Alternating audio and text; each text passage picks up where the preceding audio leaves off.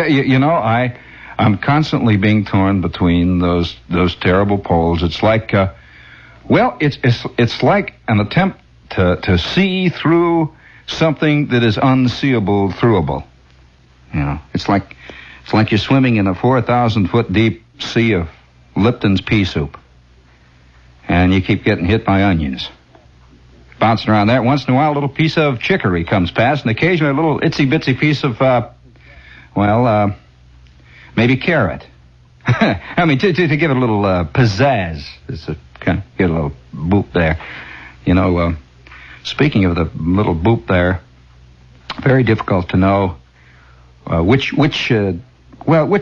pathway you're taking. Now, before we go any further, I would, I suppose, feel duty-bound to say that the following program does not represent the viewpoint of Lester Smith, or John A. Gambling, or John B. Gambling, or John L. Gambling, or John D. Gambling IV, who will be on next year. It doesn't represent anybody's viewpoint, actually, except my own. I feel duty-bound also to say this, in all fairness, that if you're not interested in a personal viewpoint, you better leave. I don't want any unpleasantness here. Unpleasantness, yet on the other hand, what would we do without unpleasantness? Seriously. If life were what you think it should be, how would it be? I mean, do you really want it that way, actually? Oh, boy, be careful. Because I suspect that there maybe are three ways that we live. One way, people take three different routes. There are three different ways to exist. And the most common way is to exist by the myth. Now, myths have nothing to do with Greek myths. The myth that could be called basic folk knowledge. Like, for example, there is a myth that says, evil will be uncovered eventually. Well, people live by this. Or they say, there are millions of myths of that type that say, I'm not very wealthy, but the people who are wealthy are happy. Happier than I am. Or, and you can take the other side, I am happy, but the wealthy people aren't, so I'm happy not being wealthy. Millions of myths, all kinds of myths. A man will work in an organization like where they sell sweet potatoes, and he believes, because he has to, because it's a myth, and a myth is what he lives by, that sweet potatoes are important. He has to believe it. If he didn't, somehow his life would suddenly collapse. He also has to believe that he is connected with an organization that turns out better sweet potatoes than anybody. He has to believe it. And then, on the other hand, he has to believe a lot of things. For example, one of the great myths, of course, is the myth of love, which is a real troublesome one. And it's like trying to find, who was it? It was Diogenes that was looking for an honest man. I would say that Diogenes would have more success finding an honest man than he would have finding a happy man. A happy person. A truly happy person. Well, now, do you know anyone who is happy? Oh, already I can just see all the clean-limbed young ladies running for the phone to call up and say they're happy in these shrill, angry voices. Tell that man I'm happy! Plow, down it goes. Now, the other way you can choose to live, or it's not really a choice. You just pick it up, you just sort of do it. The other way you can choose to live is by the absurd. Now, people who are bugged by the absurd, who are in a sense conscious of the absurdities in life, generally, because they are not capable of anything else, retreat from them. And so these are the people you will see who will bury themselves in the file department at BBD&O, or let's say the file department at even some, let's say the Widget Bolt Nut Company. And they cut out from their ken everything else that has to do with anything remotely connected with the outside world. You will never hear these people talk about Khrushchev. You will never hear these people talk about moonshots. You will never hear these people talk about how deep is the ocean. You will never hear these people ever once discuss a tornado that roared across Iowa. These people look at television and sleep. They have rejected life because of the absurdity or the impenetrability of it. And yet, they rarely are aware that they have. And so they will write you little letters that will say, and it was wonderful to get that type, they'll say, well, Mr. Shepherd, in these days, who wants gloomy things? Well, gloomy things mean truthful things. What is a gloomy thing is a truthful thing. What is a gloomy thing? I was trying, it's fascinating. I read, I don't know whether you're interested in this wild little psychological surmise that was made recently by a very interesting psychological researcher. And this is not an American type who is more interested in selling Wrigley gum and Dad's old-fashioned root beer. This is a man who is interested in what is happening. Why are we the way we are? His whole thesis was based on the fact that before every major war, there is a major and an all-encompassing dance fad that cuts through all levels of society. By the way, has it ever occurred to you that most of these people who are digging the twist have absolutely no realization of the fact that what they're doing is rock and roll, and pure rock and roll? I wonder if they know that. I wonder if Pegeen Fitzgerald knows that she's a rock and roller. She's not a twister, she's a rock and roller. Remember, the name means nothing. And the other day I heard John or somebody giving one of these polite little announcements of coming attractions that are going on in all these little neighborhood events, and he was saying the ladies of the Presbyterian Bake a Pie a Week Club are meeting in the church basement next Monday night for a twist party. The admission is free. There will be a collection taken for the Abyssinian Library Fund. Now remember, next Sunday, or no, it's a Monday night, the ladies of the Bake a Pie a Week Club of the Presbyterian Church will have their twist party. I wonder if those chicks know they're digging rock and roll. See, it's a matter of semantics. It's interesting how we tag things. That I imagine in that very same pulpit, the minister has inveighed against rock and roll.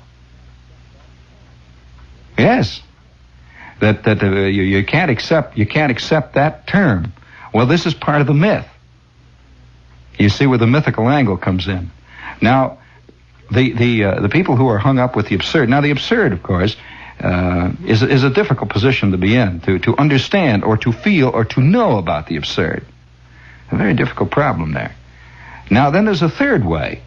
And this way of existence is the least followed and the most difficult of all to understand. And that is the following of a logical path, which, going back to the original Latin derivation of logic, has to do with developing a structure, literally developing a structure that is based on a few recognizable and established premises, like I am here.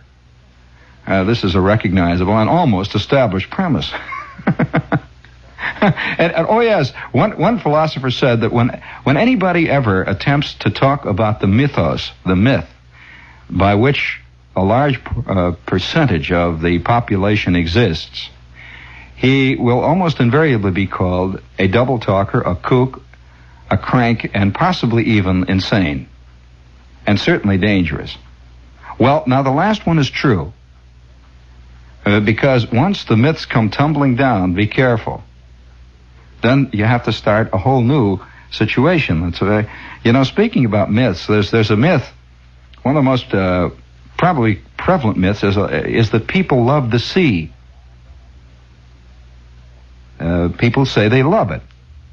In fact, I'll bet I can get 2,500 calls in the next 5 minutes if I say everybody who's listening who loves the sea, call me.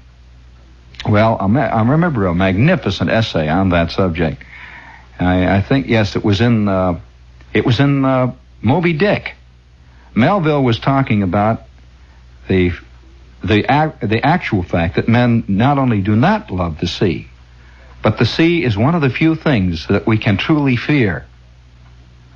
Because the sea is totally and completely engulfing and enigmatic. And in addition to that, it is always waiting. It never relaxes. And is truly unpredictable. No matter how scientific your tests become, the sea is there. And yet the myth that you love the sea continually moves around you. It's the myth that man does not love war. This is another great myth by which we live, that man is a logical, rational creature who does not like war and is led into war by insidious, cynical people. This is a great myth, one of the greatest myths. And it's a myth by which both sides live. This is a myth by which the Russians are living and a myth by which we are living, too. Of course, the cynical, rotten people always being the other side. Invariably. It's a fascinating myth. Well, the other day there's this little thing came out in the paper, and it was from San Francisco. And it is a wildly funny little item.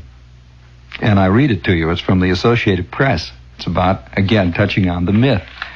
Jeffrey M. Fletcher, craggy-faced captain of the British luxury liner Andes, has a confession to make about his 46 years at sea. I hate it, he told astonished reporters yesterday after the 27,000-ton vessel docked on its first visit to San Francisco. Why were they astonished? Because he said the truth. That's why. They were astonished because they, like everyone else, are part of the myth. I hate it. I'm afraid of it, he continued calmly, holding a cup of tea in one hand and his pipe in the other. You should see me at sea.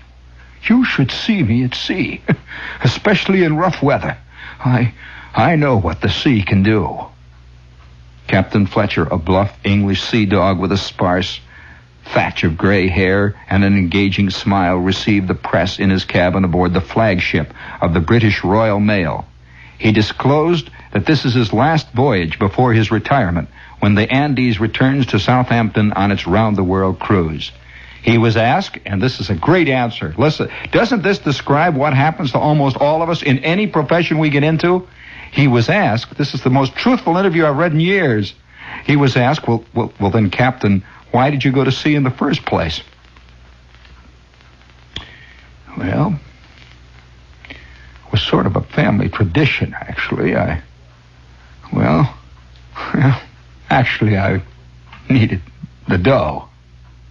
I went to sea at 15, and I'm 60 now. I've been too cowardly to change. Would you send your son to sea? I happen to be a bachelor, thank God, replied Captain Fletcher.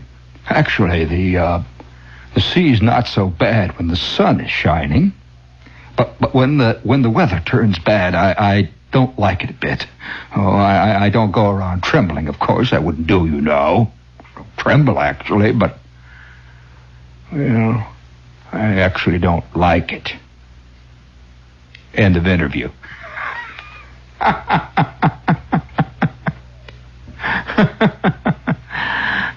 Speaking of myths, this is WOR AM and FM New York.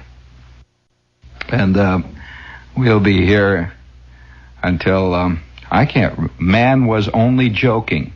What man? How does he know that? Oh, the World Telegram will not admit that he was saying the truth. They have to pretend that he's joking. Oh, yeah? The World Telegram has to prove its case to me other than the other way around. Believe me. You tell the truth and everyone has to say, oh, he's only kidding. You see, that's what happens. And I'm just a little trick you learn in life. The more truthful you become, the better you can get by with it. Because one, nobody believes it when they hear it. And two, when they do hear it and believe it, they have to then make it sound like, oh, he's just kidding, or he's a kook, or what a fathead, he's a nut, take him out. Now, whether or not you can argue the truth of what the man said is totally beyond the point. Everyone has to make it into a joke. You're kidding there. And that's why now the World Telegram, in its own little stumbling way, has hit on one of the great facts of humor. This is one of the reasons why Voltaire, when you read him, always sounds like he's just joking around. You know, he's saying funny little things. And Jonathan Swift, well, there's those Weenanims and all those wahoos and yahoos and all just kid Gulliver and that, just funnies, little funnies, and Lewis Carroll, all the little funnies, all kinds of little funnies, like you know, the funnies, and the poet has learned this many centuries ago. You know, that the deeper you dig, the more you can become truthful. And as long as they don't listen carefully. The human races all live where time and space is. Their nature uniformly base is. The Nordic races hop around in continual metastasis, leaving hideous industrial traces. The Mongol races have flat faces and live in most extensive places. The Hamitic races play in jazz bands with wild grimaces and wear purple shoelaces. The Mediterranean races have many graces and like to fill their lives with embraces. The Semitic races divide their time between the oasis and the widest of wide open spaces. The Celtic races drink whiskey by the dozen cases. Each man can hold as much as his own weight displaces. The Alpine races live on top or halfway up or at the bases of mountains where the air is vilely cold but braces. The Coptic races walk in processions at unseemly paces, carrying enormous maces. The Carib races inhabit upturned carapaces, eating seaweed, mussel shell, and uncooked daces. The Balkan races live roughly northwest of the place where Thrace is. Their conduct a perpetual disgrace is. The human races all live where time and space is. Their nature uniformly base is.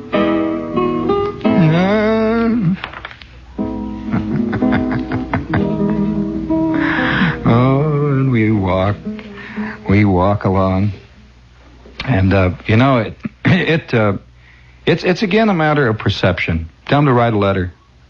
It's a matter of perception. It's a matter of wanting to perceive or wanting not to. I think that almost all of us, if we really want to pull it out, have so many secret fears, so many secret, not only really fears, but secret shadows that kind of walk along with us, not behind us or around us or behind us or in back of us or in front of us, but sort of walk in tandem with us. In tandem. And the feeling of a sort of universal dread is probably the most common of feelings. Whether we live by the myth or whether we live by the absurd or whether we live by the logique, and which, incidentally, is the most dangerous of all ways to live. Because the logique itself, you see, can be probably, unfortunately, the most colossal myth of all, you know? And so, I remember, you know, you have to relate back to history. Everybody has a little collection in his mind, in his memory, of first days. Do you know what I mean by first days? Like, let's say, the first day you were in high school. Or the first day you worked at your job. Or the first day you were in the army. Or the first day that you seemed to understand more than was really good for you. And there is a point where that begins to bother you. I don't know how many people out of 1,000 are ever troubled by this problem, but I'm sure it's more than most would ever admit. You know, speaking of first days, and I suspect that these first days are the most important of days. For example, if you go to a foreign country, your first day in a foreign city is going to be the most valuable day you will spend there. And for good reason. Because you are suddenly seeing, you are seeing with new, fresh eyes, things which you will never notice again. And since you will never notice them again, you will never ever get to understand them. And so first days are extremely important. The first day you met someone who became a real part of your life. The first day, the really first time you knew this person really. Those things are always floating around like a million little corks on the surface of our mind. And sometimes they're floating way back off there in shadow, in darkness, where you can't see them. I remember, speaking of first days, I suppose the most vivid first day that I have in my mind is the first day I ever worked in a steel mill. You know, again, this is a matter of perception and myth, and reality, dream, and the logique. What does a steel mill seem to you to be? If I say to you steel mill, what do you think of in your mind? How do you see it? Do you think that you've even approached it? Do you think you've even scratched the surface of a steel mill? Well, let me tell you about the first day, and remember this. I lived within a mile and a half of most of my adolescent and childhood life, within a mile and a half of the greatest steel mills in America. So logically, I should know about steel mills, right? Logically, since most of the people who lived in the neighborhood worked in steel mills, the steel mill should not come as a surprise to me. Well, let me tell you about that first day. I remember this so vividly that it's as though it was some kind of a lithograph.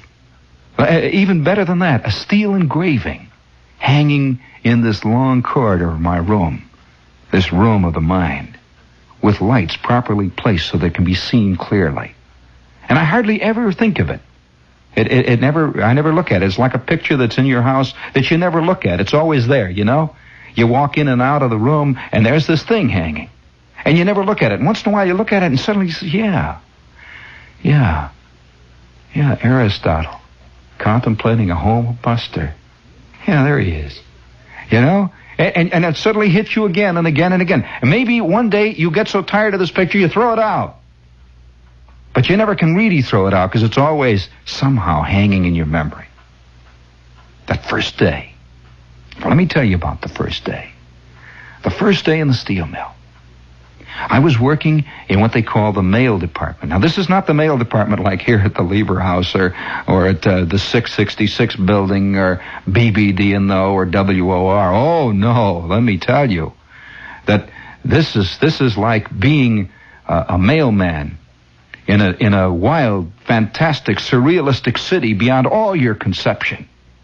And it's a job that runs. You run constantly, and you're never in offices. You're running between great trains and screaming, howling cranes and falling pieces of metal and screaming, moving, swirling sparks constantly. And you run and run and run. And you run until you can't run anymore. And then they say, go home and come back and start running tomorrow.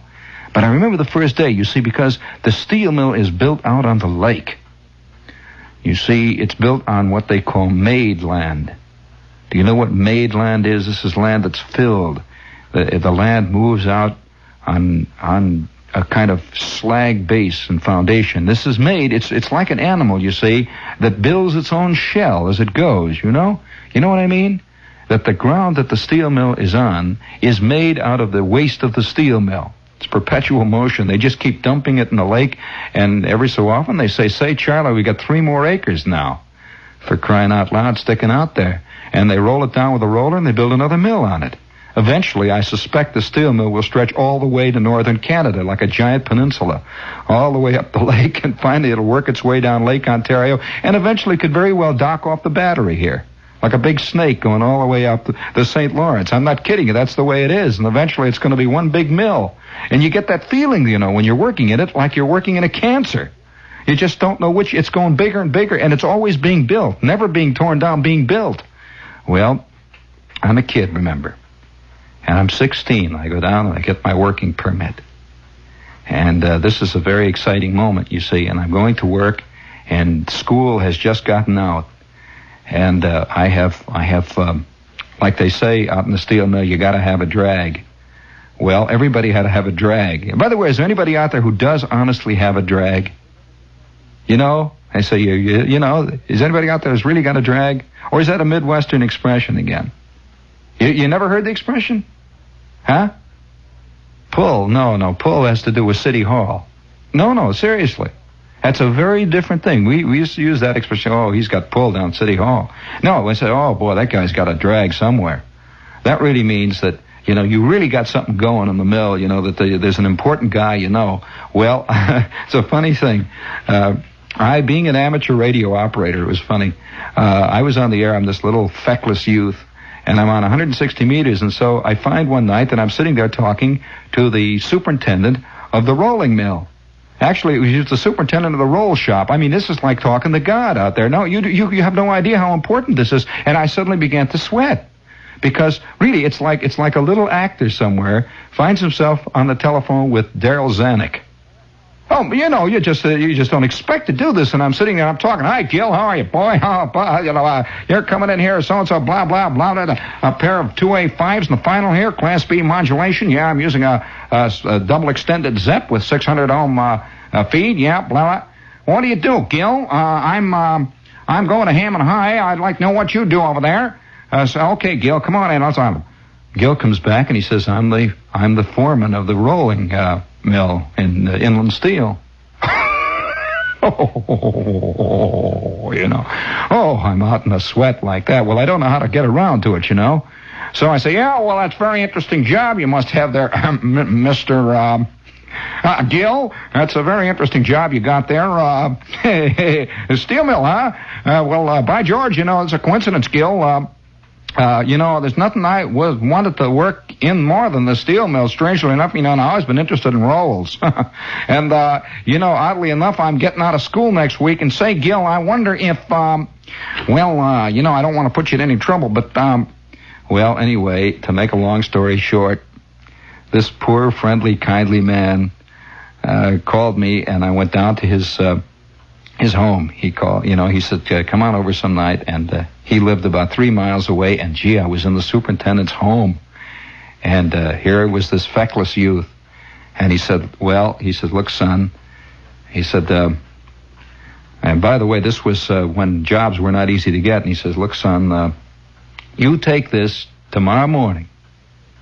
Take this to the clock house, the number 1 clock house. Well, of course, this was a name that was so familiar to me. It's like, say, take it to the MGM main gate.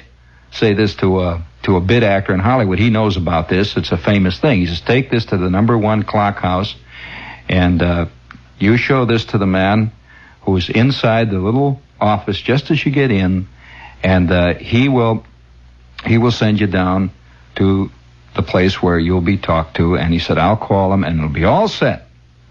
Well, I'll tell you, that night I couldn't sleep.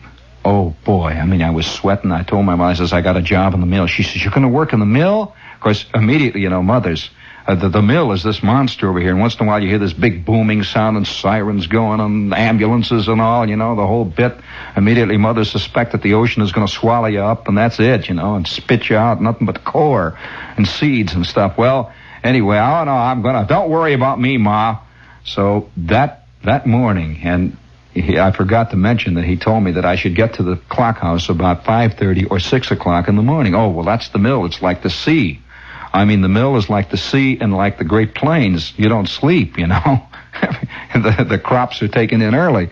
So I go down there and I got this paper, and boy, I'll tell you, I'll never forget it. I drive this little car I had. I had this little V8, and I park it in the great big parking lot. Millions of cars where the mill was, and the sun was just coming up, you know. It was just getting bright, just getting light. And there's a strange chill around the steel mill. I cannot explain this. Do you know the chill that exists around totally inhuman things like crypts? Have you ever been inside of a pyramid? You haven't. Have you ever been inside of a great temple of some kind, made of stone? Well, there is a chill, a strange, unearthly, inhuman chill. Well, I parked my car, and I'm wearing this T-shirt because back home it was warm, you know. It's summertime, it's June. And I get out of the car, and I walk through the parking lot, and this chill is beginning to reach out and get me. It's funny, I'm cold.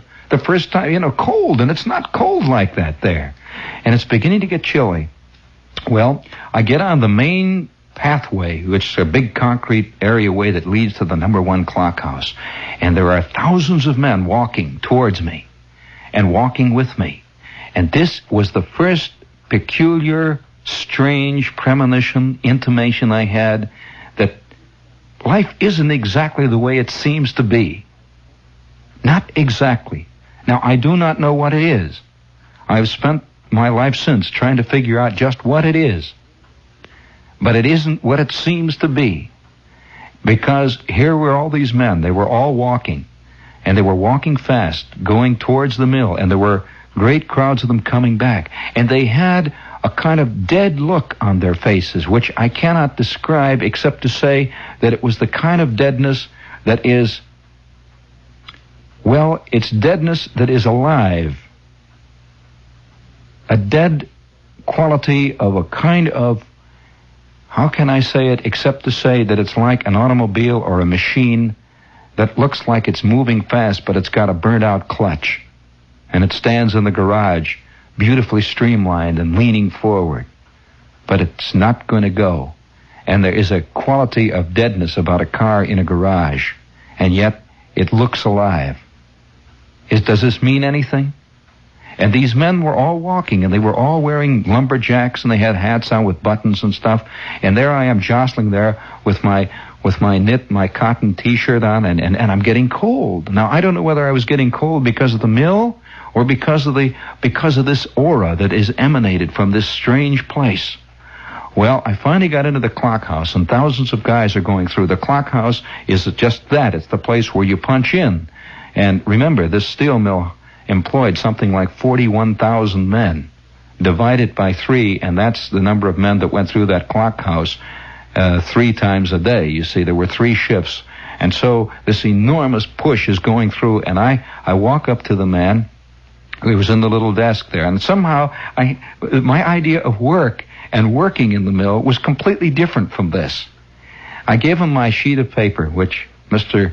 whatever his name was had written down something. Call so-and-so, call number so-and-so, check on this kid, or whatever it was he wrote. And the guy didn't say a word to me. He just looked down, okay. Picked up the phone, he dialed something. He says, Mr. So-and-so, blah, blah, yeah. Okay. He hangs up. He says, all right, kid, get on the bus. And he says, go down to, tell him you want to get off at the number 1 stores. One of the guys will tell you where the number 1 stores is. I said, number 1 stores, you know, and suddenly it was becoming very real. And up to this point, working in the steel mill had been an idea. Now, you see what I mean about the myth and the reality? It had been an idea. Suddenly he says, get off at number 1 stores. Well, I had an idea. Stores. What is the stores? You know, stores. I could see places where guys bought chewing tobacco, you know, this kind of thing, and ice cream cones and stuff. Well, I get into this bus, and there was the bus, and it was a long, flat, strange conveyance where men sat all hock to hock. It was a bus that looked like it was 200 feet long, and it was made out of a black, strange, rough, welded sheet metal. And the windows were wide open. There were no windows at all, just big squares cut out of the sheet metal. And suddenly, again, I was faced with the reality of everything is there's no nicety. You know what I mean? And we're sitting on this long metal seat. And on the other side are these guys all sitting in long metal things, and everyone is just sort of just looking ahead, carrying lunch buckets, and the sun is coming up over the lake. And remember, it's June. I have just gotten out of school. Do you know what spring vacation, summer vacation is? It was no time now. There was absolutely no season. It was nothing. I was in a foreign country, not only a foreign country, a foreign world. And I'm sitting, and we go, the bus, you can't hear anything. It's made of sheet metal. Have you ever ridden in a sheet metal bus with big, flat, solid rubber tires, no air in them, and riding over what they call a slag road? A slag road is a road that's made out of big chunks of iron slag packed down deep. And I'm aware around me, as I look out through this window, no longer is the steel mill a thing that you see on the horizon. It's no longer even a thing that can be recognized, you see, because you can recognize things on the horizon. You can recognize the moon from here. On the surface of the moon, you won't be able to. You can recognize problems in Katanga from here. But in Katanga, you can't. I can assure you of that. You can recognize what should be done by the administration here. But when you're sitting at a big oak table with the foreign ministers from Nairobi, you can't.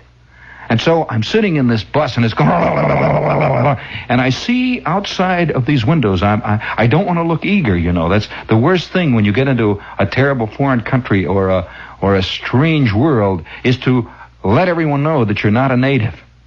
And so I'm sitting, but I'm looking out casually, you know, and I see these great buildings on either side, so close that you could reach out and brush them with your hands. Big square cutouts in the buildings, and I could see enormous ingots, boom, boom, back and forth, sparks, and it sounded like, to the ear which was not trained, it sounded like there was nothing but a continual scream cutting the air. A great, great scream of all the machinery, everything all together. And I'm sitting, and I said to the guy next to me, say, you know where number 1 stores is? Number 1 stores? You want that, kid? I said, number 1 stores. I want to get, I don't know where they are. And he turns, and somebody sitting across from me says, number 1 store, to tell... Hey, Jerry, number 1 store, isn't that down there by the number 3? Yeah, down by the number 3 AC down there. Hey, kid, get off by number 3 AC. You're closer there. Well, I didn't know whether to, say, well, I don't know where number 3 AC is. So I sat for a couple of minutes, and I just sat. And finally we got to a place where a lot of men got off. And I looked out. I thought I'd see something that says number 3 AC. Nothing. Just great black buildings, smoke and steam. And right next to me, right out, you could reach out. Have you ever been 3 inches from the side of a steam engine?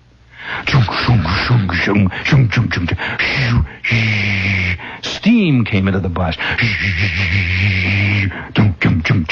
Oh, I'm sitting, I'm really worried now. I don't know what I'm getting into. And finally, I thought, well, I'll have to get off. So I got off with all these men, and the bus continued to go with half of the men off into the distance, and there I am. Well, there was an office into which maybe 25 guys went. And so I get in, I walk in the office, and there's a man with a guard's uniform, and I said, I'm looking for the number 1 stores. Number 1 stores, kid, that's another 1.5 miles down there. He says, it's past the 14-inch mill. What are you doing here? I said, well, how do you get there? Well, the bus is gone, kid. Just go on, walk down there past the 14-inch mill. You'll see, it's just right past the 14-inch mill. Ask for Hennessy. Past the 14-inch mill, ask for Hennessy. Well, I went walking down this road, and this road was not a road like you think of roads for cars. It was a road for what they call hot metal cars. Great zeppelins filled with molten steel came moving down, and I could feel the heat from perhaps 200 or 300 yards away, and I'm hiding, cowering next to this building. And I kept walking and walking and walking, and sure enough, believe it or not, there was a sign that said 14-inch merchant mill. 14-inch merchant mill shipping dock. I'm getting there. So I walk up to the dock there where these guys are all sitting there. A couple of them have got big air hammers strung over their back, and I says, any of you men know where Hennessy is? Hennessy? Who? Hennessy? Bob Hennessy and the coal strip? I said, no, Hennessy in the stores. Hennessy. Hey, Chuck, do you know Hennessy in the stores? Never heard of him, kid. Well, where are the stores? Oh, they're down just around the next turn. You go right past the AC shop. You see the AC shop, and there's the stores there. Well, I made the turn, and there's the AC shop, and finally there was a little sign over the doorway. It says, "Do not enter stores unless you have a pass from your foreman." I had no pass. So I go up to the door. I figure they're going to let me in. I said to the fellow, I have to see Mr. Hennessy in the stores. "Where's your pass, kid?" Well, to finally get it down to the basic point, I finally arrived in the stores. And I'm sitting there, and here's a man comes out. He said, "I'm going to fit you with safety shoes, kid. I see you got a note from Columbus. You got to get to work." The stores where they give you safety shoes and goggles. I said, "Well, what am I going to do?" "I don't know. That's none of my business, kid, huh? You're working for Columbus over there. You're working for Columbus over in stationary shipping. I have no... What the note says, don't come and ask me about that. That's not my problem, kid. You get safety shoes and goggles." And I walked out of the stores with a big pair of safety shoes that weighed 40 pounds each and a pair of goggles. And the sound rose and rose and rose and rose. It was screaming and hollering around me. I had nowhere to go, no place to go. I had no point of reference. And I went into a doorway where there was a telephone. I picked up the telephone and I instinctively dialed 0. And I got this voice on the phone. It was the operator, the plant operator. I said, "I want to talk to Mr. Columbus, please." "Mr. Columbus?" I says, "Yes, Mr. Columbus, who is the superintendent of the rolling shop." "Oh, yes, Mr. Columbus, of course, sir." She thought I was a big man. I got Mr. Columbus and said, "Hi, Gil. Hey, Gil, this is W9QWN. I'm over here in the 2AC, Gil. Will you please come and get me?" Well, 20 minutes later, I'm in the stationary shipping department, and that was only the beginning. That day, I learned something very important. I haven't discovered yet what it is. This is W.